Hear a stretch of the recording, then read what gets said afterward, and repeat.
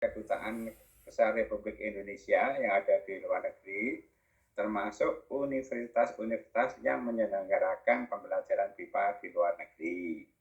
Ya, Kalau di dalam negeri sama lewat lewat universitas-universitas yang menyelenggarakan program BIPA. Selain itu, lewat organisasi profesi seperti APP BIPA ini. Gitu, Pak Fernando. ya. Terus bagaimana apa merancang didaktik atau bahan mengajarnya untuk penutur asing? Baik. Yang di kita, yang pemerintah lewat Kementerian Pendidikan Menengah dan Pendidikan Tinggi itu sudah menyusun kurikulum yang namanya kurikulum SKS Standar Kompetensi Lulusan yang di tahun 2016 itu sudah ada tujuh tingkatan kurikulum BIPA 1 sampai BIPA 7. Yang kedua juga ada sudah bahan ajar BIPA 1 sampai BIPA 7 yang bisa diakses secara gratis oleh siapa saja yang menyelenggarakan BIPA. Itu satu. Yang kedua, universitas-universitas juga menyiapkan kurikulum dan bahan ajar sendiri-sendiri. Nah, kenapa sendiri-sendiri? Misalnya, kalau negara-negara Eropa, BIPA-nya mengadaptasi kurikulum CEFR supaya Hmm, sesuai dengan standar mereka. Sementara kalau Amerika, BIPA mengadaptasi kurikulumnya Actifel supaya juga sesuai dengan kelasiman yang dipakai di negara yang menggunakan Actifel, terutama Amerika. Begitu. hmm, Sehingga secara didaktik metodik berkaitan dengan kurikulum bahan ajar BIPA itu yang standar nasionalnya sudah coba dikembangkan, tapi dalam prakteknya terdapat variasi, termasuk variasi yang mengacu pada CSR dan yang mengacu pada Actifel. Selain itu ada yang sifatnya untuk tujuan khusus sehingga sehingga memang satu tempat dan tempat lain berbeda-beda. Begitu Pak Fernando. ya. Terus bagaimana BIPA melakukan kerjasama dengan negara-negara terdekat, contohnya ASEAN, negara ASEAN dan negara lainnya. Seperti tadi juga disebut oleh Bapak, seperti negara Eropa juga. Mm-mm. Dan juga negara-negara Islam karena dalam hal ini Indonesia juga negara terbesar ya, penduduk terbesar agama Mm. Islam. Bagaimana hubungan Indonesia dengan negara-negara ini dalam mengembangkan bahasa bahasa Indonesia?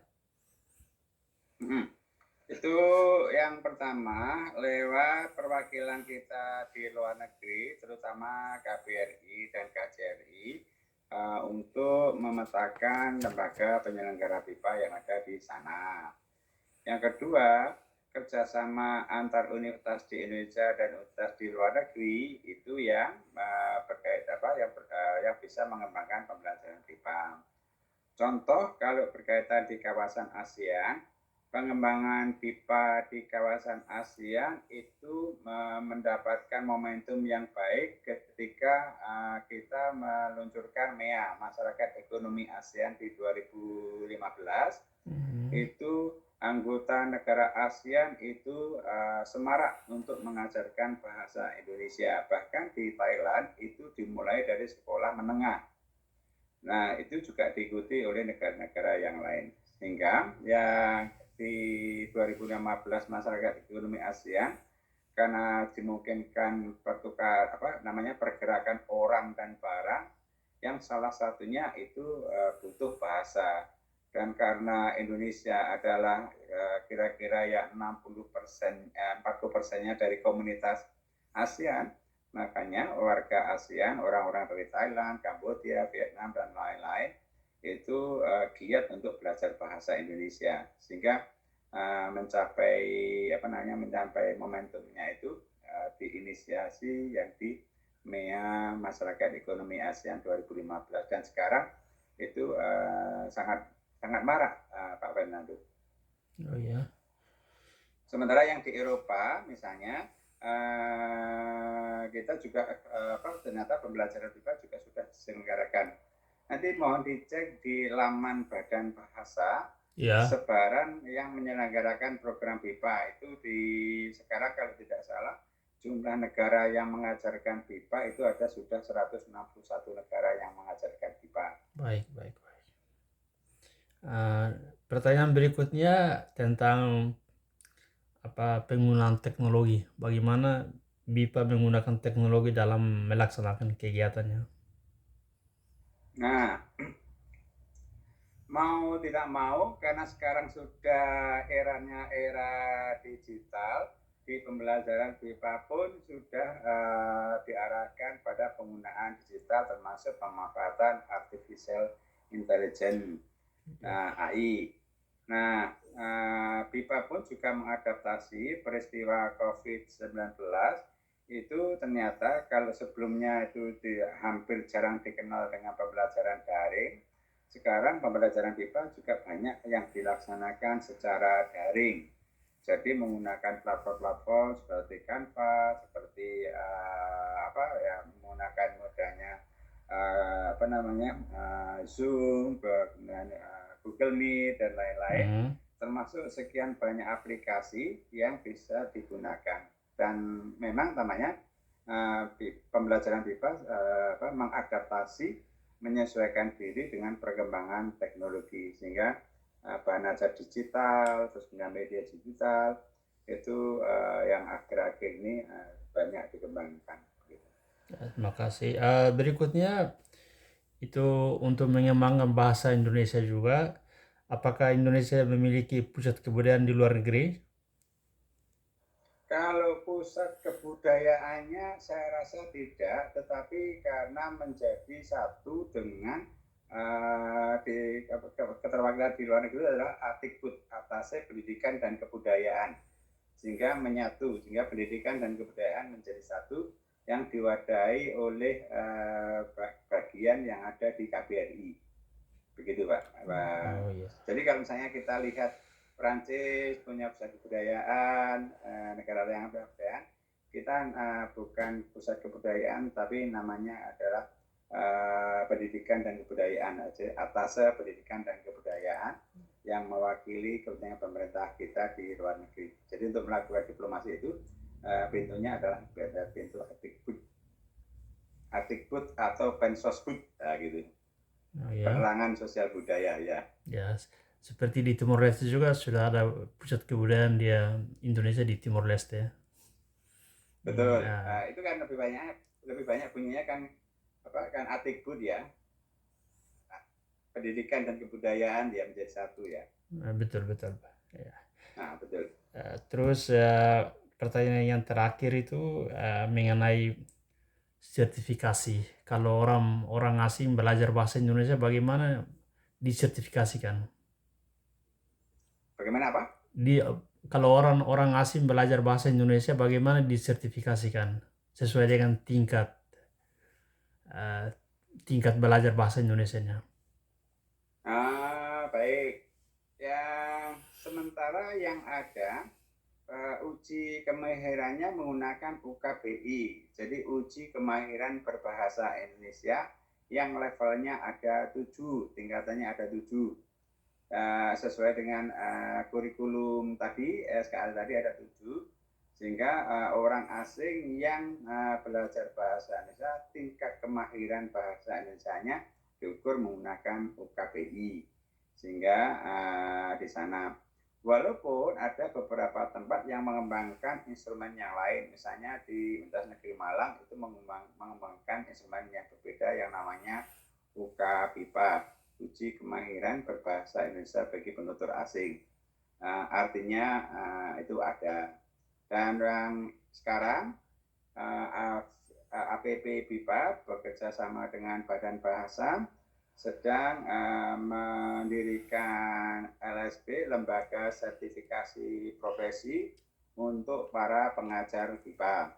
Jadi gambarannya nanti para pengajar BIPA, karena sekarang belum ada LSP, pengajar BIPA juga harus memiliki sertifikasi untuk mengajarkan BIPA-nya. Dan ini sedang kita kerjakan. Mudah-mudahan di akhir tahun ini lembaga sertifikasi profesi BIPA-nya sudah bisa melakukan uji sertifikasi, Pak Fernando. Oh, oke. Terima kasih banyak, Pak. Bapak bisa bersedia untuk memperkuat lagi dengan jawaban tertulis, Pak? Nanti. Saya coba cari waktu, Pak ya. Ya. Kadang-kadang kalau yang tulis itu memang perlu duduk agak lama gitu. Oh ya. Kemudian baru pulang dari Solo. Iya, betul. Coba nanti saya carikan waktu, Pak. Kalau enggak Iya. saya carikan waktu. Paling enggak butir-butir utama gitu aja paling enggak ya. Ya, nanti saya lihat juga. Besar gitu ya. Saya lihat juga Bapak punya itu PowerPoint-nya dengan link-linknya Bapak kirim tentang pipa. Nanti saya lihat untuk melengkapi ya. Betul, melengkapi di sana. Jawaban Bapak. Ya, ya itu diperkirakan